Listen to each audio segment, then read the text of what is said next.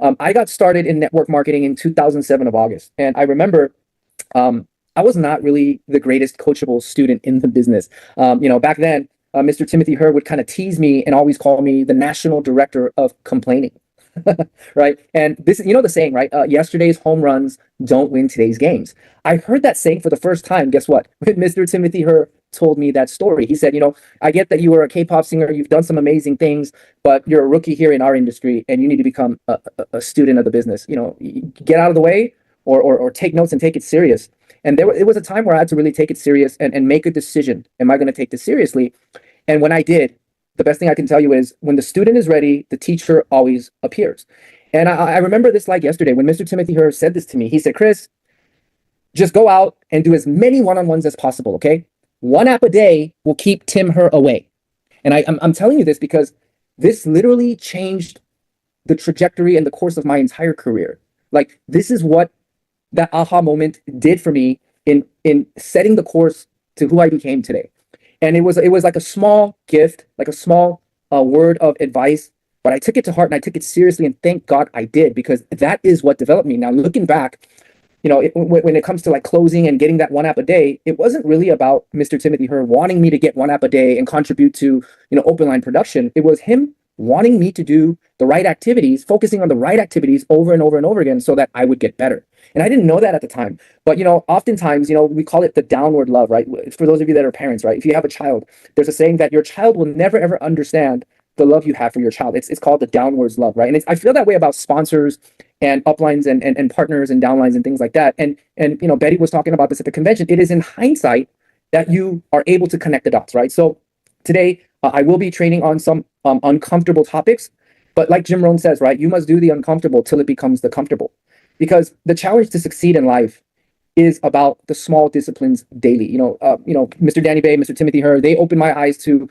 personal development. And Jim Rohn, in his training series, The Challenge to Succeed, he explains how is it that there's so many people living from paycheck to paycheck, struggling to make their quality of life better, but how is it that there are these select few that are living an abundant life, living an amazing life. And when you look at the scope of their life, it looks like they're living an amazing life. It seems like everything is working out for them and they're succeeding and just moving on in life.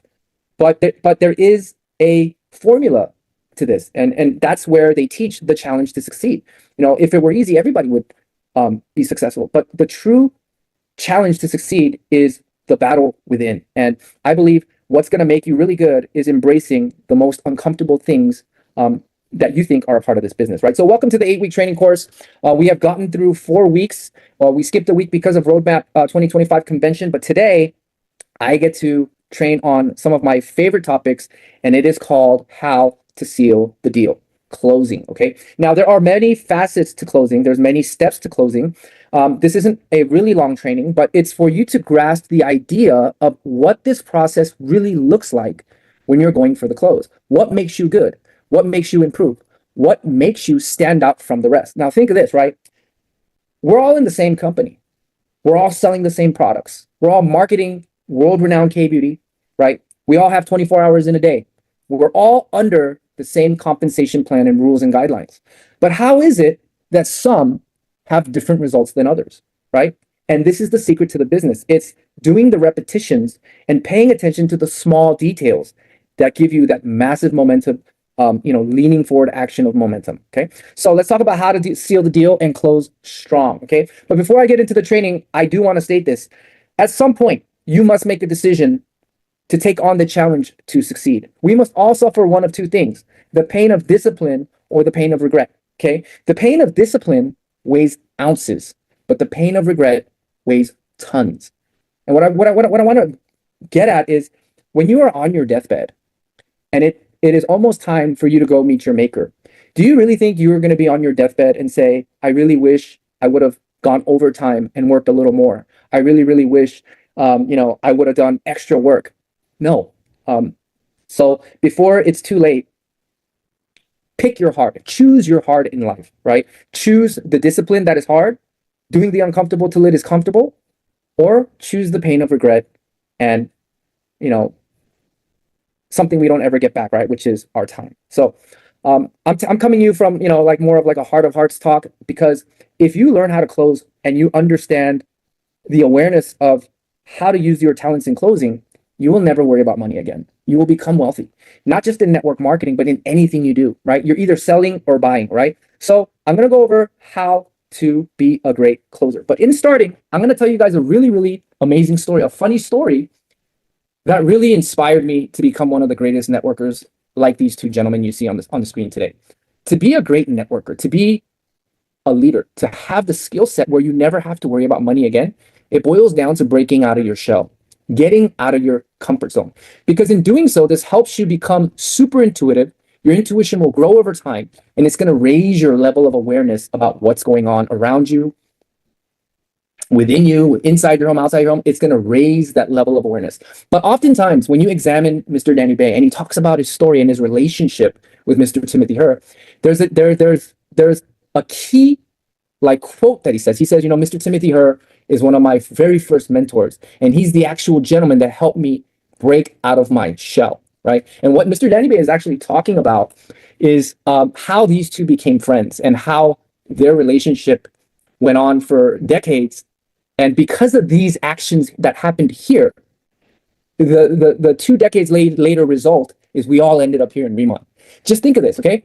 If these two hadn't met at that moment in time, imagine none of us would have been here. None of us. Like, that's the beauty of network marketing. Like, every single one of you on this call today, we would have never been friends or had a relationship had it not been for the Remont opportunity. There's so many people out there in the world today, but out of everybody, billions of people in the world, how is it that these 151 participants are on the call here today? That's fate. Everything happens for a reason. So I'm going to tell you this story, right? So Mr. Timothy Herr, he stumbled across and found Mr. Danny Bay at a home meeting. And it was the very earliest time of Mr. Danny Bay's career. He was very new, didn't know anything, came from South Korea, broken English, didn't really speak English. But Mr. Tim Herr, being the GOAT, the Yoda, the millionaire maker he is, like give respect where it's due, guys, okay? Tim is the real deal, okay? But what he saw that day at the meeting, and he told me this story about Danny Bay and how this all went down, and he said there were so many ranked up leaders, suited and booted, looking sharp and everything, right? And as he was looking in the room where there was like a home meeting happening, Tim said to one of his partners that was the upline of that organization, said, "Hey, I don't know about all the people here, but you see that Asian guy right there? He's the guy. He's the leader." And this was before Mr. Danny Bay was Danny Bay. This is the Danny Bay you see right here, before he was able to break out of his shell. But Mr. Timothy Herr had the foresight, had the knowledge, had the experience. He had gone through many years of breaking out of his shell, that by the time he ran into Mr. Danny Bay, Tim Herr was already a unconscious, competent leader that could already see beyond other people's awareness.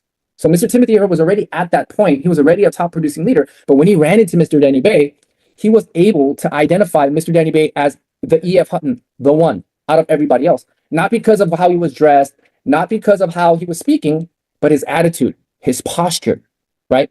The attitude of the taking on the challenge to succeed. Tim Herr was able to recognize that quick. And he said, out of everybody here, that's the one, that's the leader. And this is before Mr. Danny Bay became Mr. Danny Bay. But because Tim had this keen foresight to identify talent and identify leaders, he offered Mr. Danny Bay to do a few meetings for him, to go do recruiting sessions with him, even though he wasn't in the downline. Why? Because Mr. Tim Herr knew that the person he was looking at is the future Mr. Danny Bay. Tim already saw this, right? Because he said he's the leader. He's the one. Once he's developed and he breaks out of his shell, he's going to be special. He already saw this, right? So Tim Herr, he has this uncanny awareness, kind of like how Jerry West was able to identify Kobe Bryant in Philadelphia in the early rookie days and trade for him for Vlade Divac, right? Like, sorry, for those of you that know basketball, but like Tim is like a Jerry West. He has this uncanny awareness. And what he did with Danny in 2002 is he took him to the university campus of UNLV. And that day they spent, I think, all day and a few extra days, all day, every day, nonstop, just cold marketing people. Now, I don't recommend cold marketing. Okay, cold marketing is really hard. It doesn't work. But I want to get to the point why they did the cold marketing, right? It was so that Tim could help Danny break out of his shell and get his own realization. So what Tim was doing is literally taking the training wheels off and taking him into the combat zone and getting him ready, trained, and real life experience, right? These are the experiences you need to have a great closing skill. Okay. It doesn't just happen naturally, it happens by the sheer volume and amount of depth of meetings that you're willing to do. Okay. And when you do that, you become unstoppable. You become refined like fine wine. So just remember, at some point, Mr. Timothy Herr, Mr. Danny Bay, myself, and other leaders, we were not who we were today years ago. Okay. So when it comes to closers, you're going to go through an evolution of closing. Okay. There are three types of closers. To start, I'll start with the easy. Good closers will sell features, meaning they'll talk about the product, the before and after. They'll be product orientated and they'll naturally lead into the opportunity. But people with experience, great students of the business that are great closers, they usually sell the outcome of the matter, right? And this is because they're consistent, they're persistent, and they are system driven, right? So these people, these are like team leaders that are able to duplicate, they can close the deal, they can create team leaders. These great closers sell the outcome, right? These are people, that haven't made $1 million a year yet, but they're making several hundred thousands a year, right? These guys are great closers, they sell the outcome, they know the game. Now, elite closers, the top 1% elite, they know how to sell feelings. And this is what Brianna Michaels was talking about, right? Posture, having the confidence, the energy that rubs off, that gives other people the energy and confidence to follow you, right? And that transfer of emotion. Everything is transfer of emotion in sales, right? Every transaction is a transfer of emotion. 2025 Riemann Roadmap was a transfer of emotion, a transfer of faith, transfer of belief, transfer of motivation, transfer of promise. It's all a transfer of belief. And leaders that are able to close the deal right then and there, they are absolute masters of transferring emotion, okay? Now, this little picture right here, Glengarry Glen Ross, right? This is an old iconic movie about sales. This is a parental advisory recommended. It is very foul. It is locker room talk. But the reason why I put this picture here is Alec Baldwin is an amazing actor. And what he did in this movie that made it so iconic is in his acting capabilities, what he portrays in the part of this clip is he portrays the transfer of emotion. He knows how to do this. So as he's acting, he is showing transfer of emotion. So, just to give you like a rough draft, you can go on YouTube and watch it. Make sure you do it when kids aren't around. But it's very compelling because he goes to a failing dealership, like a car dealership franchise, and all the sales guys are just complainers, right? National director of complaining, right? The leads are weak, or people say they got to think about excuse after excuse after excuse. And he's sitting there borderline yelling at these sales agents, teaching them the real etiquette of posture, transfer of emotion, how elite closers sell the feeling. And he's able to transfer that emotion and feeling to his guys, whether he's insulting them, making fun of them, putting them down, trying to stimulate them to rise up. You feel all that in this gentleman's acting. And that's why this movie became so iconic in regarding the sales genre, right? So for those of you that have the time to go see, I recommend it because it clearly portrays the selling of the feeling. Okay, so great elite closers always sell feelings. Okay, now embracing your journey from good to elite. Now, in my recruiting training the prior week, I talked about something called the 4 stages of leadership competency. Okay, it's like a baby that doesn't know how to walk. Later, they learn to crawl, and then they learn to walk, and then they fall, and they know that they can't really walk yet, and then they get to a place where they could completely walk, and then later, without even thinking about it, they can run. Right? This is unconscious competence, right? So unconscious incompetence is you don't know nothing, you don't know what you're doing, you're not that good. But when you get to unconscious competence, it's like second nature to you, right? So even in closing, you have to go through these motions. In all of my trainings, I talk about the results are good. You want to close somebody, app somebody up, sell products, that's great. But what's more important than that is the right activities that you're doing. Okay, the right activities that you're doing. I'm going to elaborate on this in some later slides. But remember, when Mr. Timothy Herr and Mr. Danny Bay first got started, right, you're looking at the refined wine version of Tim and Danny today. When they got started, this is their true image. This is what they were, okay? And even then, starting off as new planners, new distributors in network marketing, they were able to become good sellers. Why? Because they harnessed the product confidence. They were product orientated. They led with the opportunity. They knew compensation, but they were good students, right? They plugged in. Right. And they got good at selling the features, right? Selling the opportunity, knowing how to recruit. Right. Now, when you get to the great closers part, this picture right here of Mr. Timothy Herr is a picture of Mr. Timothy Herr about 18, 19 years old. And the gentleman standing next to him is Mr. Jerry Balla. Mr. Jerry Balla is the OG mentor of Mr. Danny Bay and Mr. Timothy Herr. I also was able to be at the tail end, mentored by this gentleman during my last 6 months in the same company we were all in. And this is actually a picture of Mr. Timothy Herr winning a promotion to an S500 Mercedes-Benz, right? And this is like the best revenge is massive success story, because when he first joined and he was being mentored by Mr. Jerry Balla, his high school teacher said, Tim, you're going to be nothing. You're never going to amount up to anything. Network marketing is going to make you a loser. And when he won this promotion and won that S class, he drove to his high school in that S class and showed his teacher the S class. And, great mentors and teachers were once great students, right? And let's take a look at Mr. Danny Bay.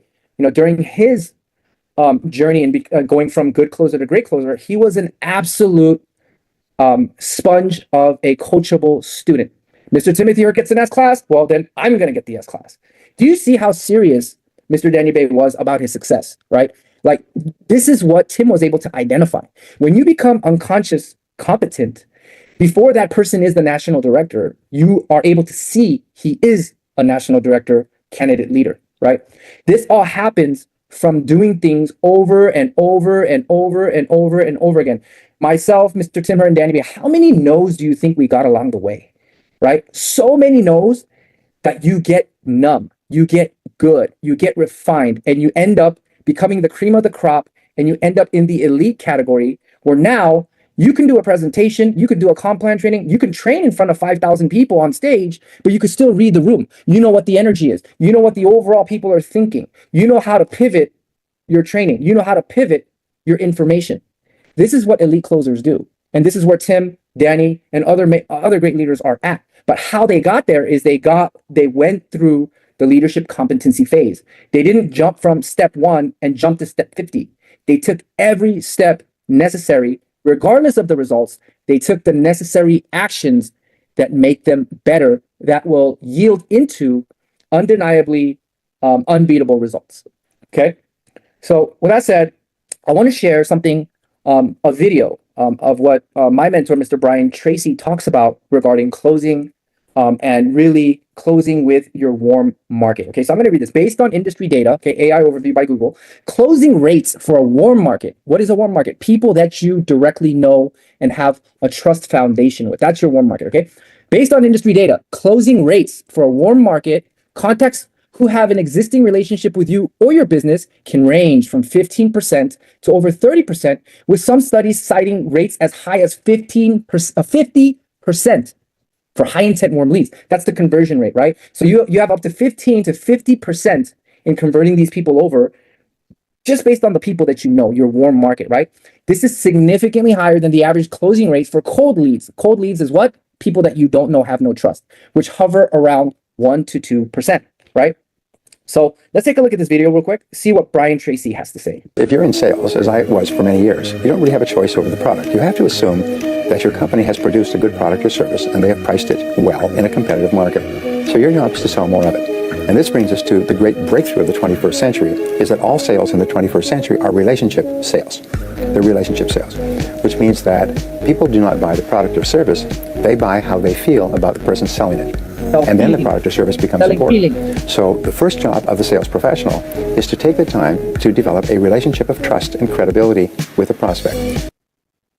Developing trust and credibility with the prospect, selling the feeling, right? And he also said something very important, right? He said, you have to assume your company did their job.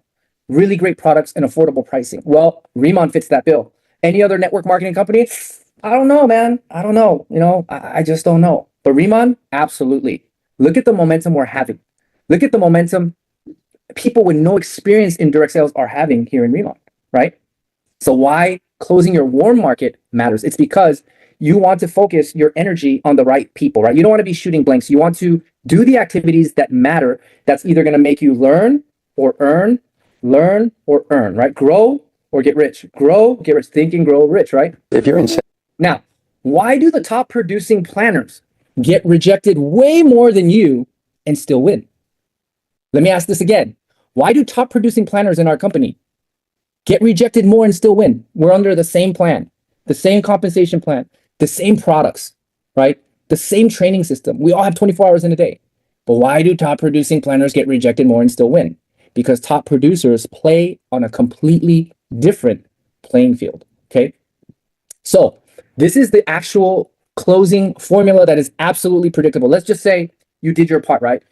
You went from the prospecting to the product demo to the presentation, and now we are at the close. Like, you've shown the product packages, and now you're ready to try to sign up, right? You're going for it, right? So in the beginning, at step one, here's what's going to happen. Okay, during your close process, it's not always going to be picture perfect step 1 through 6. It might be step 1 and then step 4, step 3, step 2, or maybe 1, 2, 3, 4, 5, 6, or maybe 1, 6, 5. Who knows, right? Maybe 1 straight to 6. Everybody's different, right? But in some way, shape, or form, you're going to go through these phases of closing. And if you can master this, master the mundane on this, right? Every prospect you sit down with and you keep applying this formula, what does Jim Rohn say? A ratio is going to appear. But it's going to be like a two-edged sword, because your skill starts to get good. You're going to be much more refined, and you're going to get really good in your speaking capabilities. But also, because you did this so systematically, you're going to know how to do this, what? Unconsciously, competently. Okay. So in the beginning, when you're going for the close, you ask a closing question, such as, did you see a way? Relate with the family, occupation, recreation, motivation, money that we talked about in the recruiting, right? And then what do? Be quiet. Be absolutely quiet, where you can hear crickets jumping. Okay. I want you to listen carefully, even though you're uncomfortable, even though it doesn't seem like the right thing to do. Take my word for it and just try it, and just listen carefully. It doesn't have to be for like 2 minutes, and just, it could be a quick 5, 7, 8 seconds of sheer silence. That's all it really takes. Okay. Step 2 is the assumptive close. Now, remember, during this time, you're leading the conversation. You're leading with the energy. You have probably asked a lot of yes questions. Do you know K-beauty? Do you like K-beauty? Would you like to try K-beauty? Do you think it's K-beauty? Yes, yes, yes, yes, yes, yes, yes, yes, yes, yes, yes. You got them into the yes mode, and you got to the close. You ask a closing question. Did you see a way where you could be financially secure? Did you see a way, right? And at the assumptive close, you have to assume they're going to sign up. Assume, right? So what I do, usually I fill out their application for them, right? I usually pull out the referral link, and I take them step by step, and I kind of show them as we do it. iPads help too, right? But like when you walk them through it, you're taking them by the hand, because at the assumptive close, your prospect isn't sure about anything at this moment. They're just excited. They think they want to do it. There is some excitement. There's information overload, but they definitely are excited about K-beauty. Like, there's a lot of running emotions. So you have to, it's not whether you close them or not, but it's the assumption, creating that energy intentionally, having the assumptive close, right? Always expect the premium starter set. You decide what duplicates and what your time is worth. That's true, right? So here, it's about finding balance, guys. It's about also knowing what your prospect's financial capacity in reality that is, versus pushing them to get the best value, because at some point they're going to need more products, they're going to want to upgrade. But also, what your activities do duplicates, right? It's not what you say, it's what you do is what duplicates. So if you set a standard that the premium pack is the norm, and that's, you're setting the tone, then everybody coming in at the premium pack, then everybody, it's like all tides, all boats rise with the rising tide type situation. You're just going to set the bar high, and everybody's going to have higher checks, higher commissions, higher income. Now, that's not always the case in a perfect, in a perfect world, right? It's not a perfect world, but it is really having the posture and setting the tone and leading, assuming they are going to start. Okay. Isolating objections. This is really one of my favorite parts, isolating objections. This is going back and forth. What about this? What about that? And sometimes I will address it as well, just so that they can't throw it back in my face, right? This is also another technique, but it's having posture, confidence, sense of urgency, and that fear of loss. Lead with honesty and full disclosure. Because at this point, remember, people came to the meeting because of you. They trusted you. And when they do get started, they're getting started on the basis that they trusted you, and they feel like you can take them where they want to go, right? So it's all about having that confidence. Like, it's loaning out your confidence, because people, when they are not sure, they'll sometimes make a decision based on how confident you are, right? Have posture. Act as if you're an ND. Act as if you're a ST. Act as if. be the leader first. Okay. Now let's talk about the cushion, right? This is really about relating with feel, felt, found. I know how you feel. I felt the same way too, but here's what I found out, right? Same thing, right? I always relate with, in the beginning, I was a little skeptical, doubtful, and negative, but in the back of my mind and heart, I was a little hopeful, right? That's a very, smooth way of saying feel, felt, found, right? But when you relate to people, you're kind of alleviating the insecurity. You're alleviating the fear of the unknown, right? And most people, because we are emotional beings, we can relate to that, right? Now let's get to overcoming the objections, right? I love going head to head with objections, because the more objections that come your way, that is telling me you're actually interested. Because if somebody isn't interested, they won't even give you the time of day in the ear. They'll tell you, thank you for your time. I really got to go. You're going to be able to know, once you do this long enough, what a real no is, and a no, which means keep convincing me, ask me again, sell me again, tell me some more. But that could come in a form of a no. And I'm going to kind of get into that. I'm going to explain more into depth what to look for as you're going for the close. Okay. So feel, felt, found is a cushion. It's a way to alleviate pressure, alleviate insecurity. And then when you get to overcoming objections, people will be afraid not to join you if they know you know where you're going. If they are still sitting there, that absolutely means they want in. This is absolutely true. Okay? If they're sitting there giving you objections, borderline skeptical, but asking uncomfortable, wrong questions, it literally means convince me again. Let's debate. If I'm wrong, I will join. Keep closing, keep going. That's the signal. Keep on going. When you're getting into an objection, be fierce. Don't be scared. Don't fight. Don't argue, but have posture. This is where posture comes in. This is where your confidence comes in. This is where you know with conviction what these products have done for you and what they will do for your prospect, right? Have that posture, right? And if they're there with objections, asking you over and over and over again, they are interested because they're there, okay? Now, step 6 is receiving the payment, I just say Visa or MasterCard, and I give them a smile, and I wait. Now, in a perfect world, you want to close 10 out of 10, but in reality, you're not going to get everybody, right? Some won't get started, right? Everybody has different circumstances, but if you don't get the close there, make sure you leave them happy and get to the next event, right? Why? Because if you make someone feel good, there's always an opportunity for a second meeting again. Now, let me elaborate. So the best in the game will hear a no and barely flinch. They will not care. Let me explain. Average salespeople will tie their confidence to the outcome. Did I get a yes? Right? That's the emotional roller coaster I was talking about in the recruitment phase, right? My friends said they're coming. I got excited. And then they call me, they're not going to make it to the meeting and I'm in a slump, right? My friend told me no. Most will hear a no and they will immediately lose confidence, right?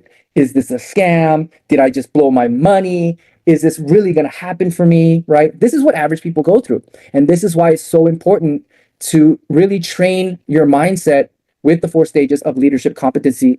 Accept the fact you don't know what you don't know. The more you think you know, the more you realize you don't know, right? But let me tell you this.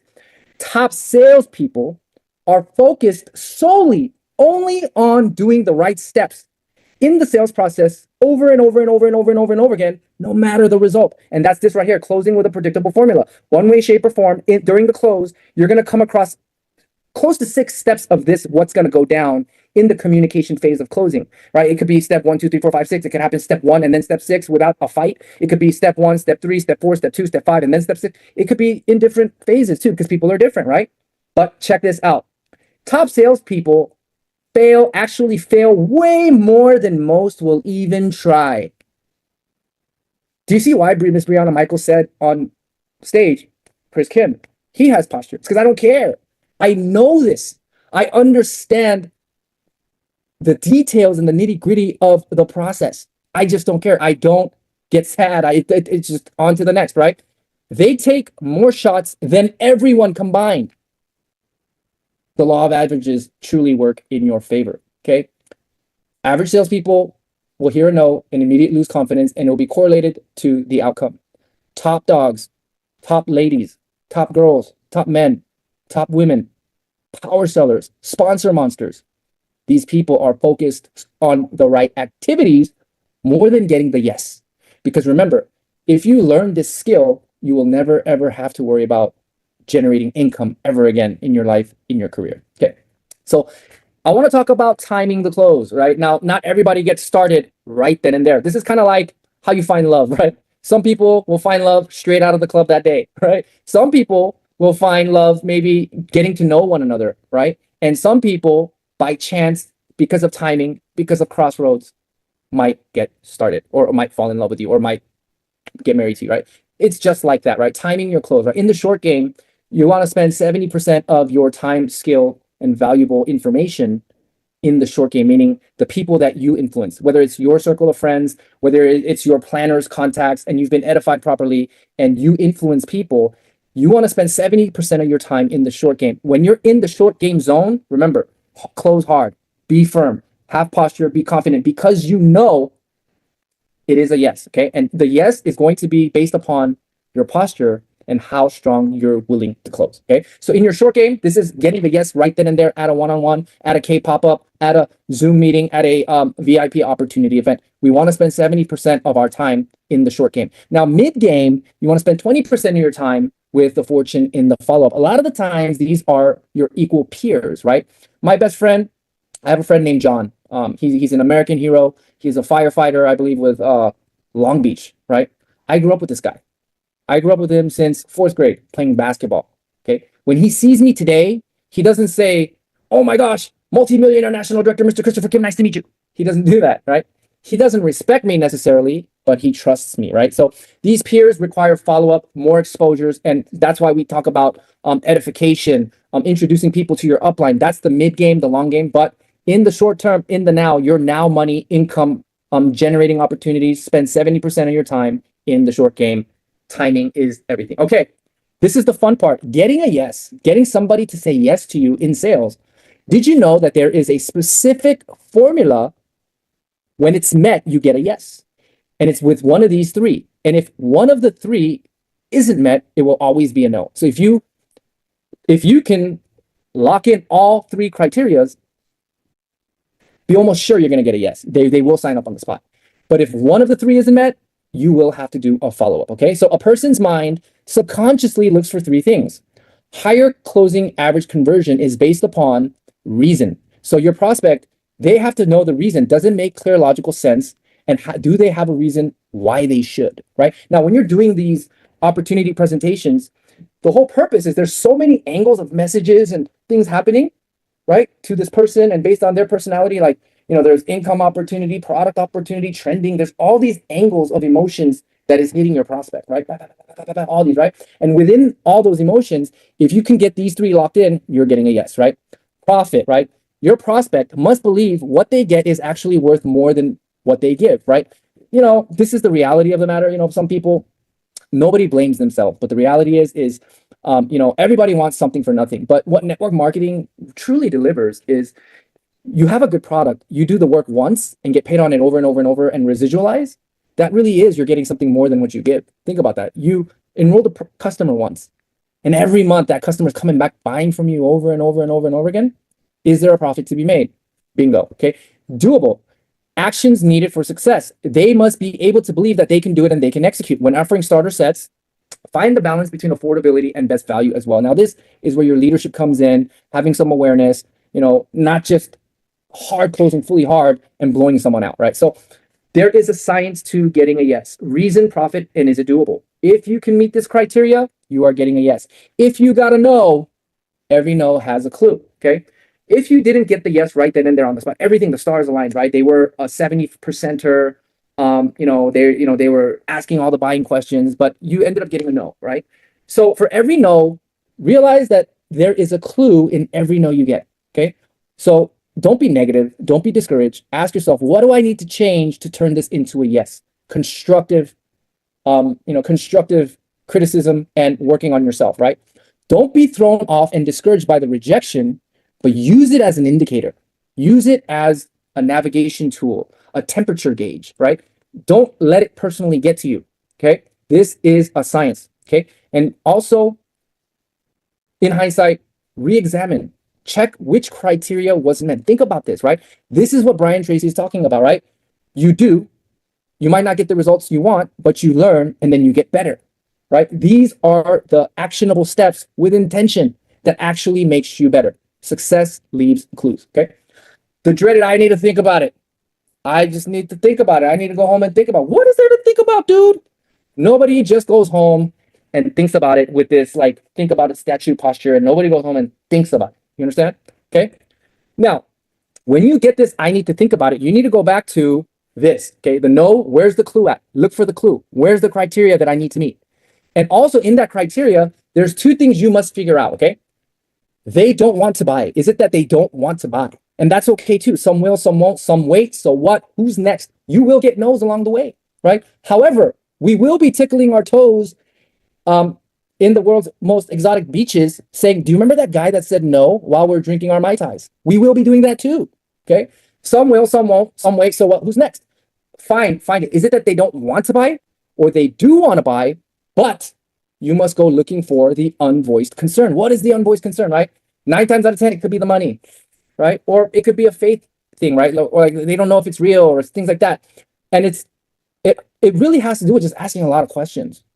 Just asking a lot of questions and learning to listen and like wait for that punchline, what they're about to tell you, right? A lot of missed chances come from failed awarenesses. You know, I've seen so many one-on-ones, prospecting sit downs where I knew if I did it, I would have closed the deal, right? But I didn't intervene because why? It wasn't necessarily about the yes.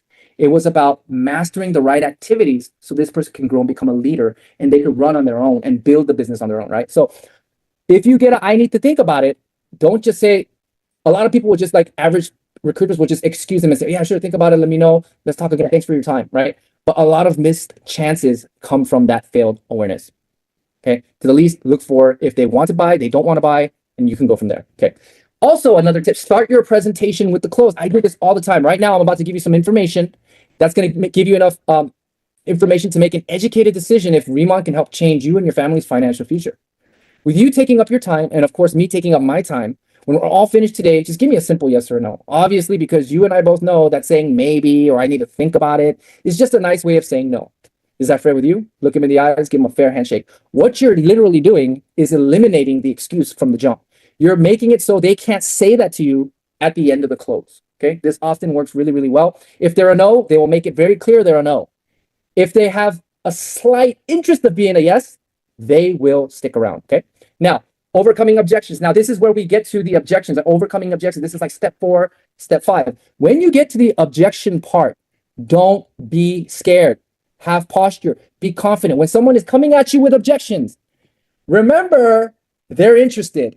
Sell me some more. Convince me again. I'm sitting here. I'm unsure. I want to know. Once this uneasy feeling is met, I will start. Think about that. 6 reminders about objections. Objections are buying signs, not rejecting. Why? Because they're still there asking you the uncomfortable question. Once the uncomfortable stuff is removed, they can make an educated decision and join you. Okay. Number 2, objections are a natural process in the decision-making process and gives us knowledge on where to spend more time. Even when I'm buying a car at the dealership, I'm giving them objections and what I want, and I want it like this, give me a deal. My monthly has to be this, but I'm there. I'm still there. I'm still negotiating. I'm still there. I want the car. I'm still arguing with the salesman, right? Remember, it is a part of the process, decision-making process. An objection is simply a sign that the person is seriously interested. Why? They're still there. A no is they get up, have a nice day. It was nice meeting you. I wish you well, and they leave. That's the no. If that isn't the case, everything else is just words. Even if they said no, it doesn't mean no. It means ask me again, sell me some more. I promise you. Why? Because they're still sitting there in front of you, conversating, engaging. Okay. Number 4, most objections are misunderstandings that need to be addressed or questions that need to be answered, right? Obviously, right? What did you feel when you first were introduced to this Remon opportunity, right? I was a little skeptical, doubtful, but in the back of my mind, I was hopeful. In my heart, I was hopeful. Maybe, what if? K-beauty is trending. K-beauty is big, right? Questions just need to be answered, right? So when objections come your way, this is the cue for you to remember this and apply the reminders of objections, okay? There are no new objections. Once you get the objections out of the way, they're not going to come out with some new 21 questions again, okay? They're going to address those. And once you hit it in the nail, it's time to close. They're going to sign, okay? Now, repeat the objection, jump on their side, and become an assistant buyer. Now, this has to do with matching energy, right? You don't want to be in a place where you're losing ground on energy. You want to be leading the conversation. You want to be, have the leverage and posture, but at the same time, you don't want to end up argumentative with them. You want to be on their side and explain your way to closing, okay? So this is actually one of the best advices I can give you. When objections come, I hope you get happy because that means they are interested. Now, taking it away, why do some people buy more or insist on joining when you tell them not to? Now, reverse psychology actually really, really works in sales, okay? Maybe it's not for you. When you take away, there is a psychological shift. Something powerful happens. The pressure to buy, the feeling of pressure is removed immediately. It's removed immediately. Now, on your first try, play with this. Try this, try that, get an understanding, go through that experience, okay?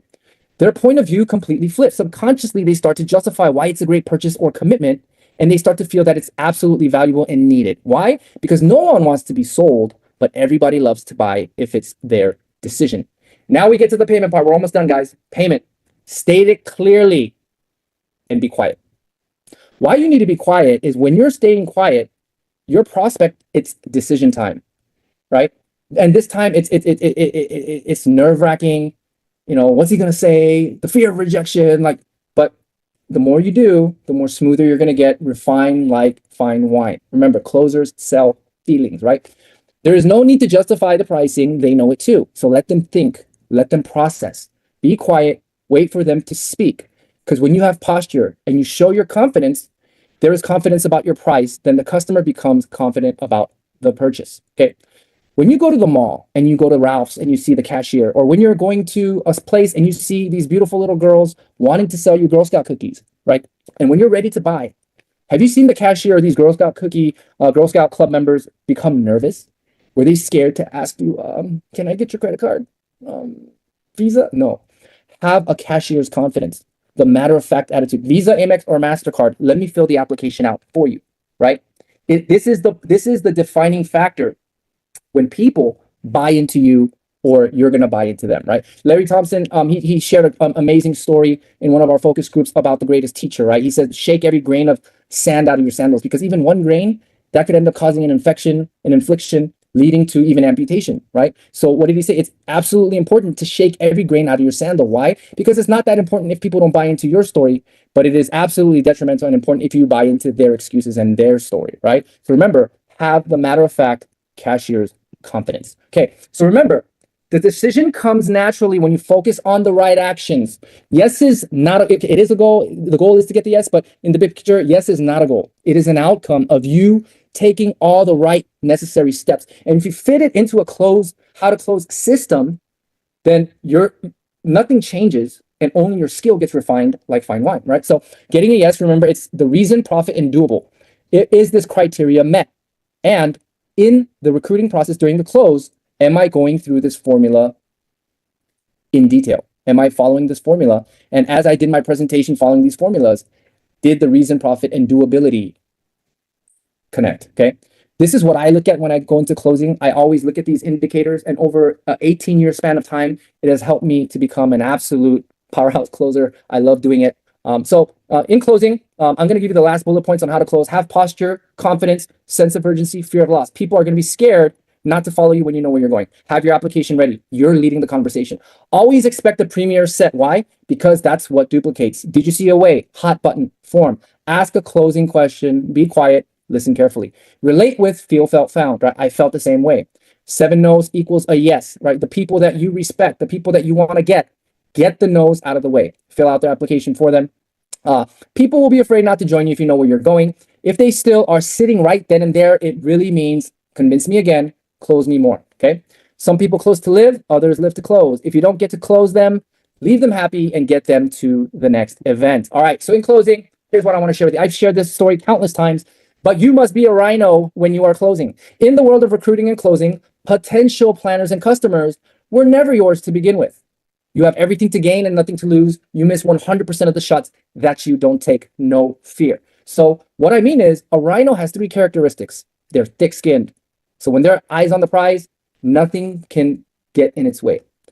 The second part is they have peripheral vision. They can only see forward. They don't pay attention to what's happening to the left or the right.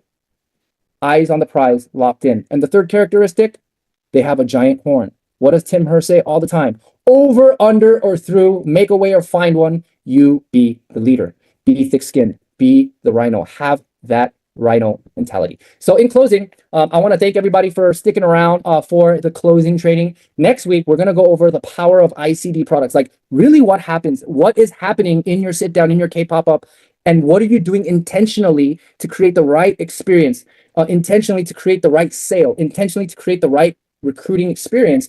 That's what I will be sharing next week. So with that said, next week will be power of the Remon products, the power of ICD.